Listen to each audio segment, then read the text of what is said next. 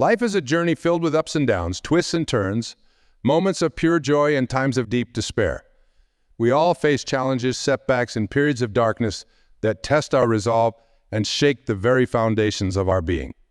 But it is precisely in these moments of difficulty that we have the greatest opportunity for growth, transformation, and self-discovery. Today,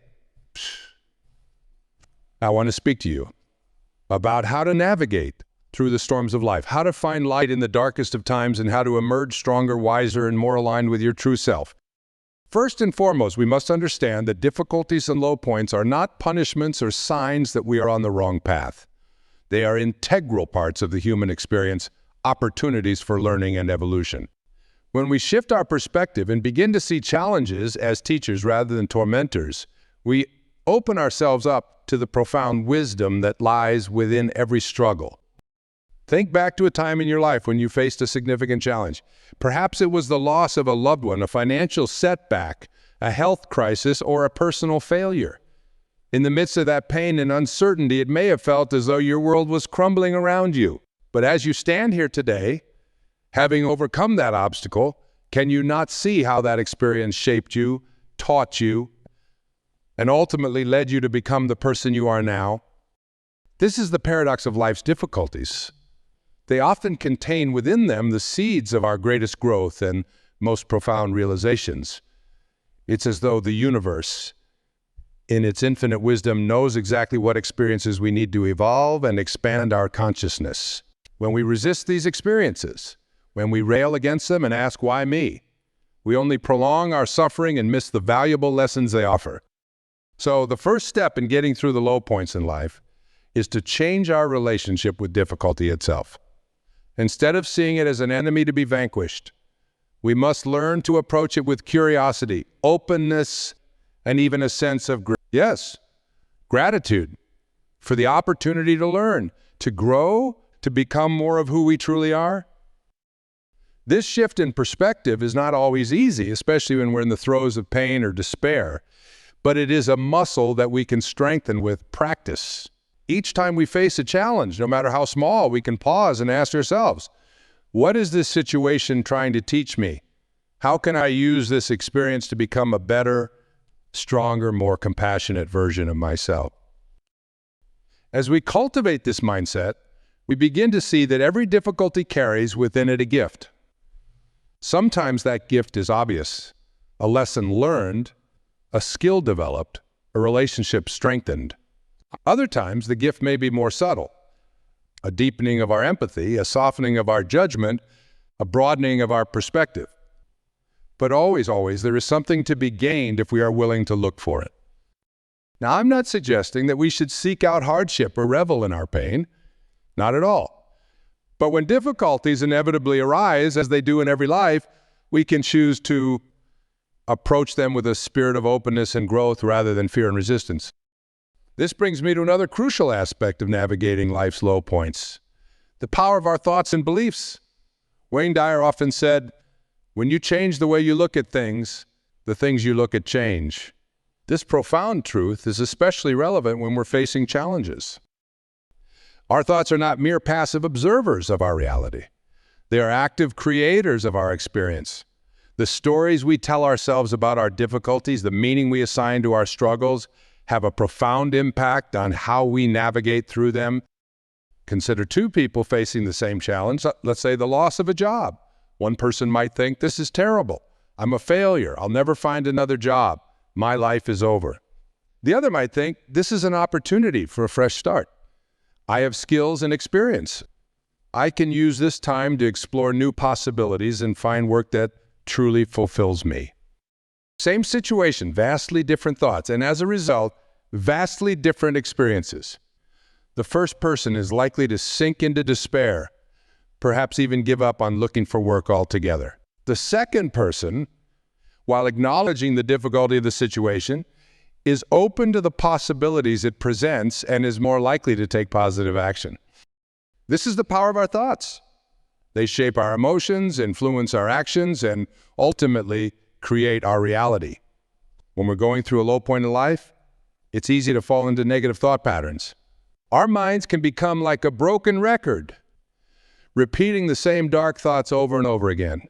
But here's the good news. We have the power to change those thoughts.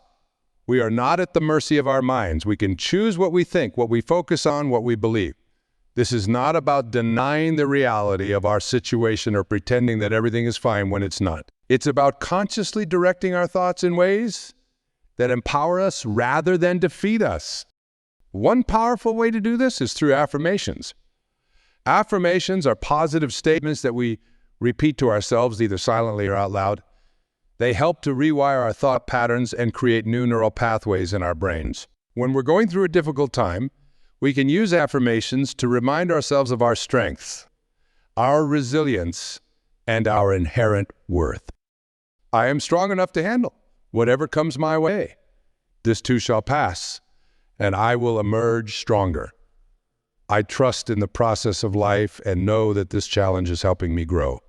I am worthy of love, success, and happiness, regardless of my current circumstances.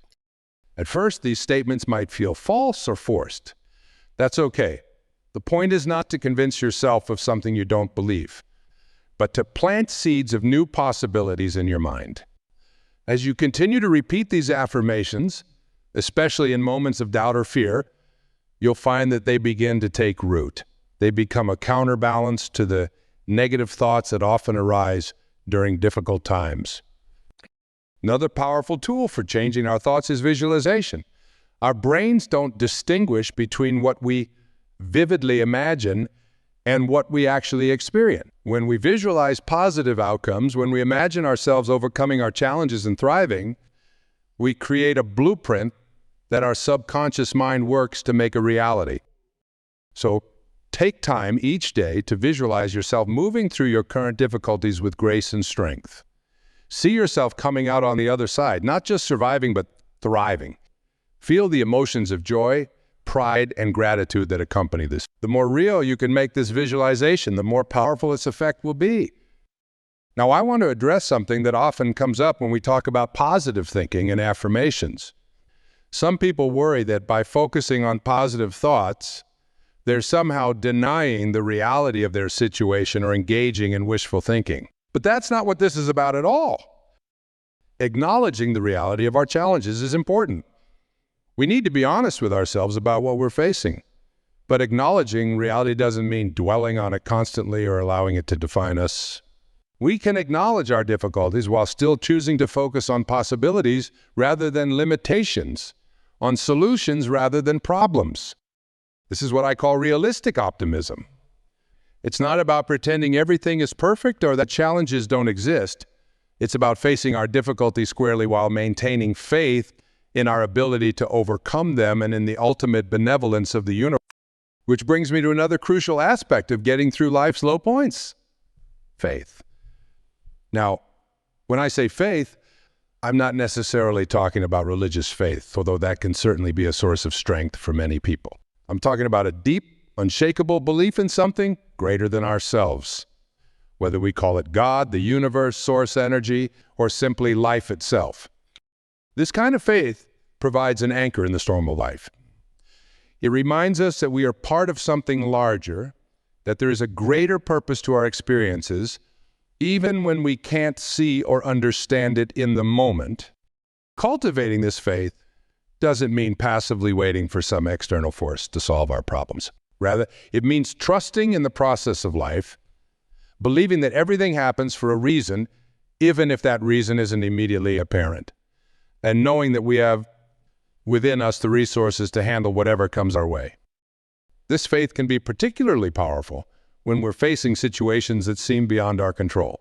There are times in life when, despite our best efforts, we simply can't change our external circumstances.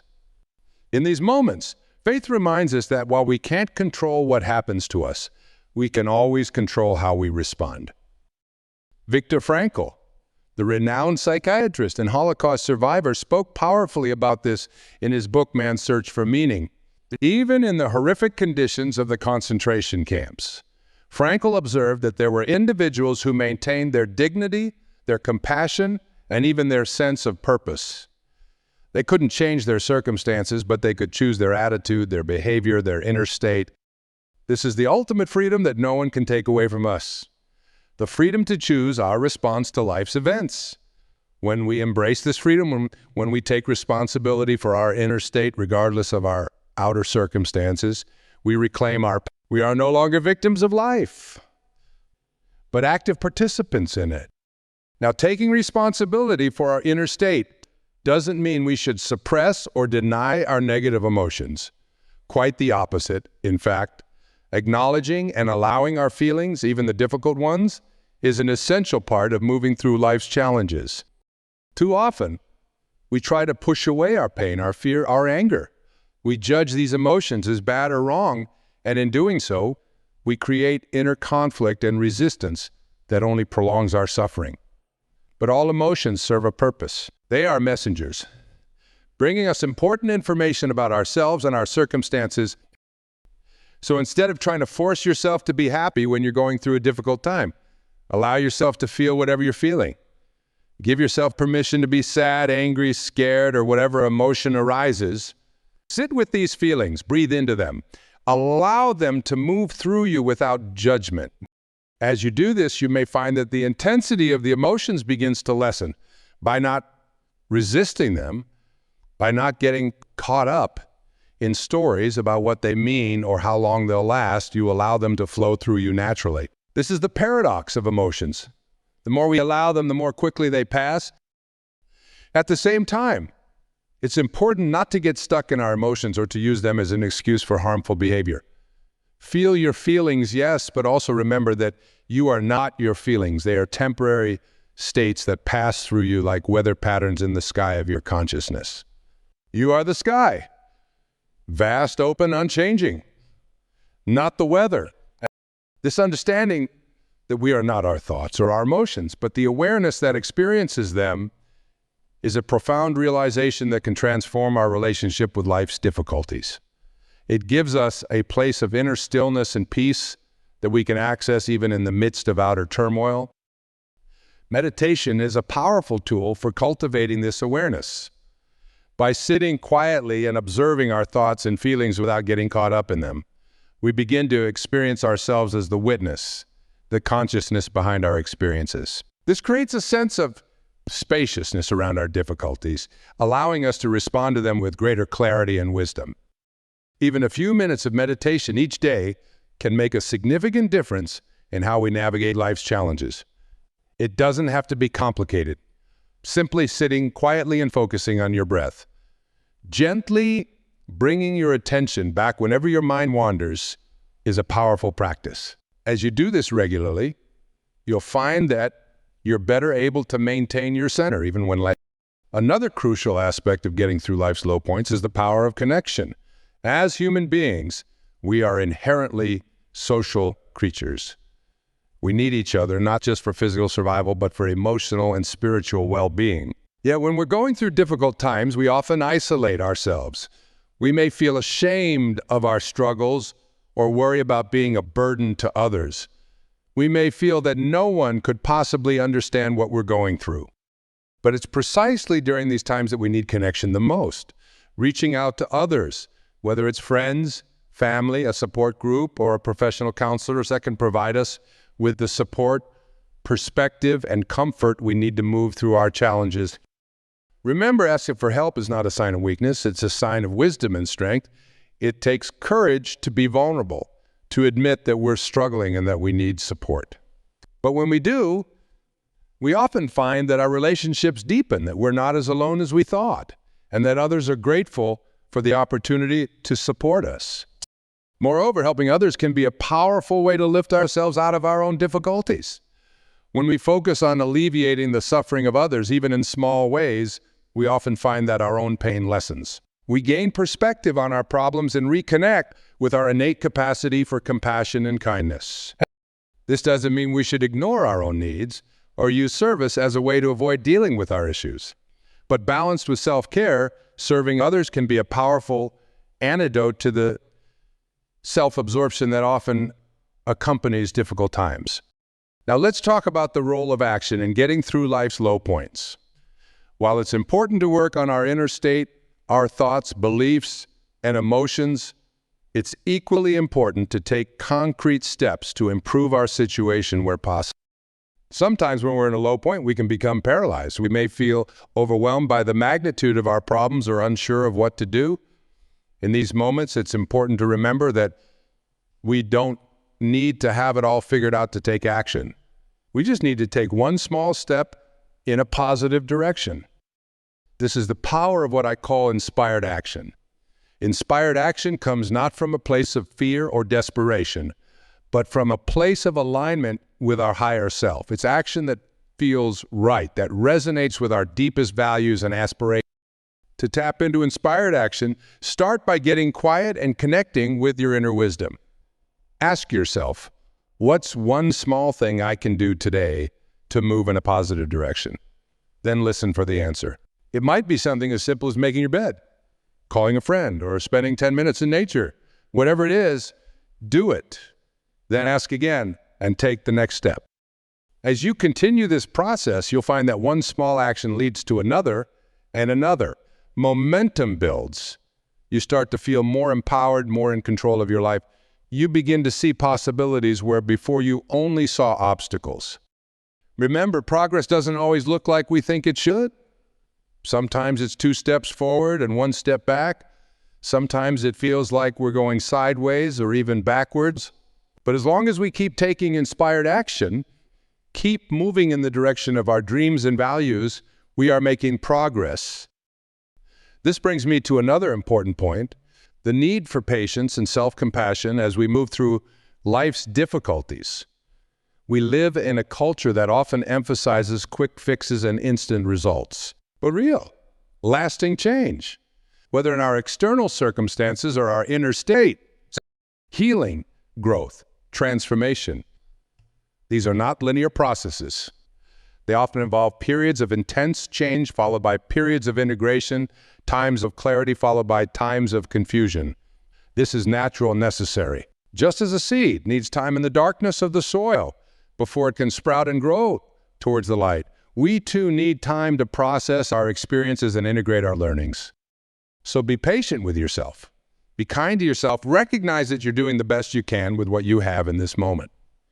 And know that every step you take, every effort you make, no matter how small it might seem, is contributing to your growth and evolution.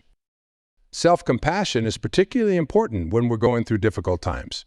We often have a tendency to be our own harshest critics, berating ourselves for our perceived failures or shortcomings. But this self-criticism only adds to our suffering and does nothing to help us move forward. Instead, try treating yourself with the same kindness and understanding you would offer a dear friend who is going through a tough time. Speak to yourself with words of encouragement and support. Acknowledge your efforts and your strengths. Remind yourself that you are worthy of love and respect, regardless of your current circumstances or past mistakes. This self-compassion is not about making excuses or avoiding responsibility. It's about creating a supportive inner environment that allows us to learn from our experiences and move forward with greater resilience and wisdom. As we cultivate self-compassion, we also open ourselves up to receiving compassion from others. We become more willing to reach out for support, to allow others to see our vulnerability, to receive the love and care that is always available to us if we're willing to accept it. Now, I want to address something that often comes up when we're going through difficult times, the question of why. Why is this happening to me? Why now? Why this particular challenge? These are natural questions to ask, but they can also be traps that keep us stuck in our suffering. The truth is, we may never fully understand the why behind our challenges. Life is complex, with countless interconnected factors influencing every situation. And trying to figure out the precise reason for our difficulties can be an exercise in futility that distracts us from the more important question. How can I respond to this situation in a way that aligns with my highest self? Instead of asking, why me? Try asking, what now? This shifts our focus from the past, which we can't change, to the present moment, where we have the power to choose our response. It moves us from a victim mentality to an empowered state. This doesn't mean we shouldn't reflect on our experiences or try to learn from them. Reflection and learning are crucial parts of the growth process. But there's a difference between reflective contemplation and obsessive rumination. The former leads to insight and growth, while the latter keeps us trapped in cycles of negative thinking. When we find ourselves caught in the why loop, it can be helpful to redirect our attention to the present moment. What's happening right now? What resources do I have available to me in this moment? What small step can I take right now to move in a positive direction? This focus on the present moment is a cornerstone of mindfulness practice, which can be an incredibly powerful tool for navigating life's difficulties. Mindfulness is simply the practice of bringing our full attention to the present moment without judgment. It's about experiencing life directly, rather than through the filter of our thoughts and beliefs about it. When we're mindful, we're able to observe our thoughts and emotions without getting caught up in them. We can see more clearly the reality of our situation rather than the stories our minds create about it. This clarity allows us to respond to our challenges with greater wisdom and effectiveness. Practicing mindfulness doesn't require hours of meditation or any special equipment. It can be as simple as taking a few deep breaths and bringing your full attention to the sensations in your body, or noticing the sights, sounds, and smells around you as you go about your day. The key is to keep gently bringing your attention back to the present moment whenever you notice your mind wandering into worries about the future or regrets about the past. As you cultivate this present moment awareness, you may find that many of your problems aren't as overwhelming as they seemed when you were caught up in thinking about them. You may discover moments of peace and even joy in the midst of difficulty, and you'll be better able to access your inner resources of wisdom and resilience. Now let's talk about another crucial aspect of getting through life's low points: the power of purpose. Viktor Frankl, whom I mentioned earlier, observed that those who were most likely to survive the horrors of the concentration camps were those who had a sense of purpose, a reason to live that went beyond their own survival. Having a sense of purpose gives us the strength to endure difficulties, the motivation to keep going when things get tough. It provides a context for our struggles, a larger framework that helps us make sense of our experiences. But what if you don't feel like you have a clear purpose? What if you're feeling lost or directionless in the midst of your challenges? This is where the concept of living on purpose comes in.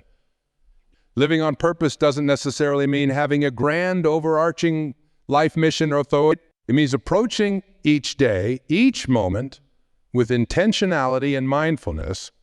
How can I bring more love into the world today? How can I use my unique gifts and talents to make a positive difference, no matter how small?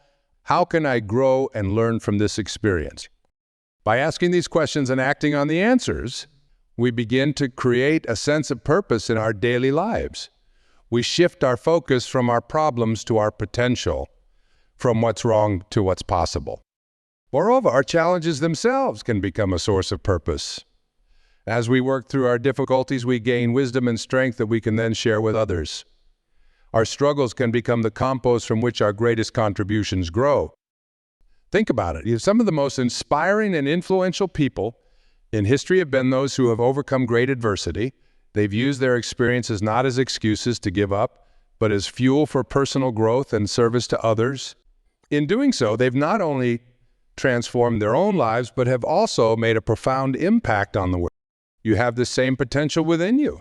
Your challenges, your pain, your struggles, they all contain within them the seeds of your greatest gifts to the world.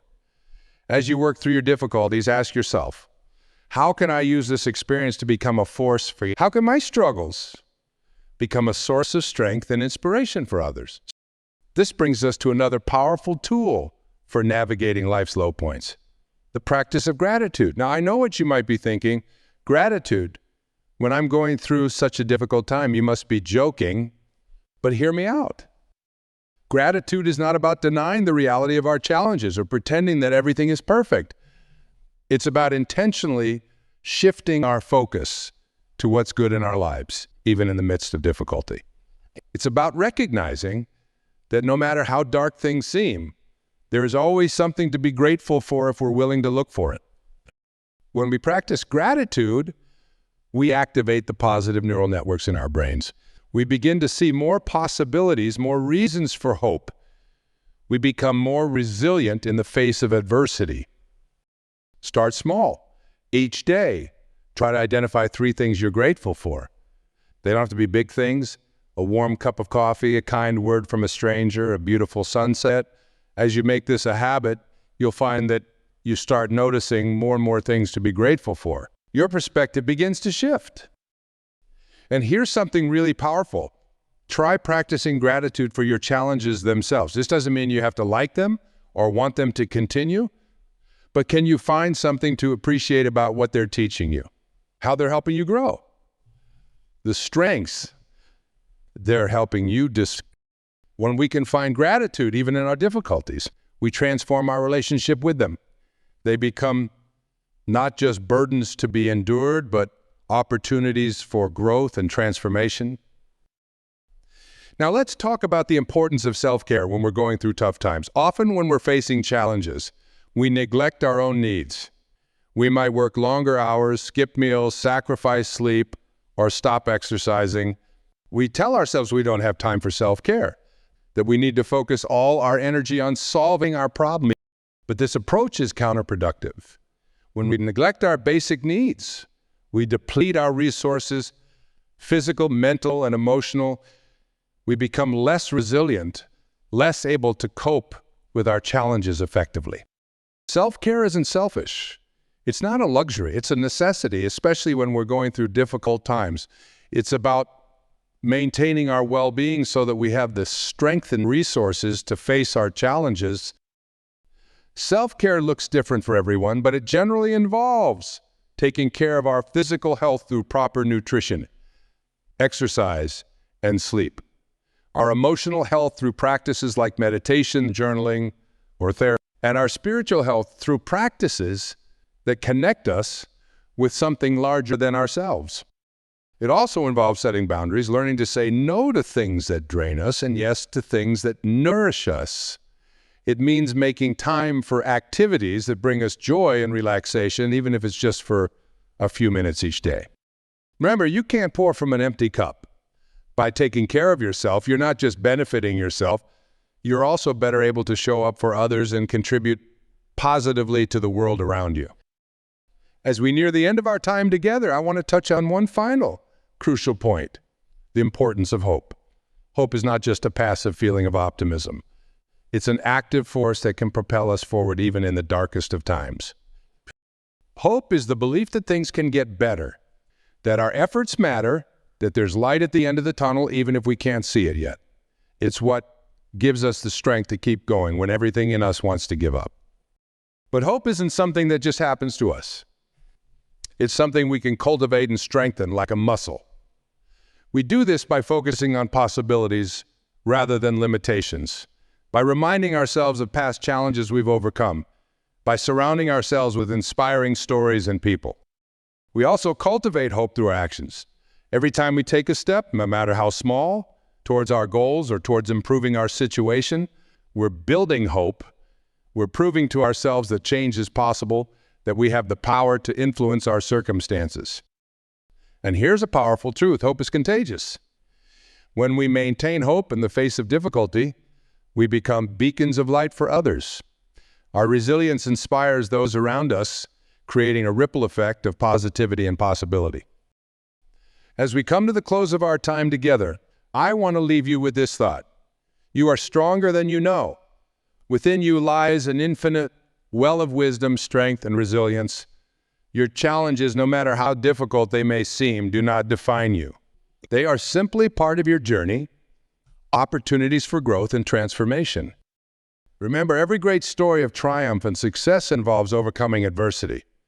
Your current difficulties are not the end of your story.